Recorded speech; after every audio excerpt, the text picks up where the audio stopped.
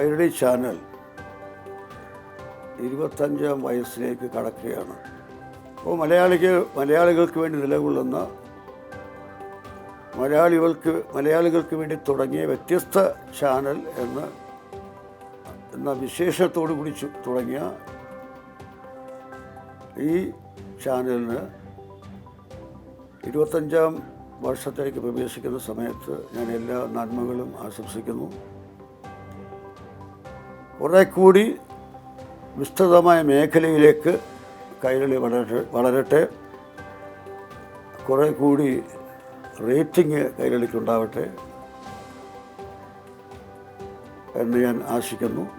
എൻ്റെ എല്ലാ ഭാവുകങ്ങളും കൈരളിക്കും, കൈരളിയുടെ പിന്നിൽ പ്രവർത്തിക്കുന്ന എല്ലാ പ്രതിഭാശാലികൾക്കും, അവിടുത്തെ സാങ്കേതിക വിദഗ്ധർക്കും ഉദ്യോഗസ്ഥന്മാർക്കും ഉദ്യോഗസ്ഥർക്കും എല്ലാവർക്കും ഞാൻ നന്മകൾ നേരുന്നു.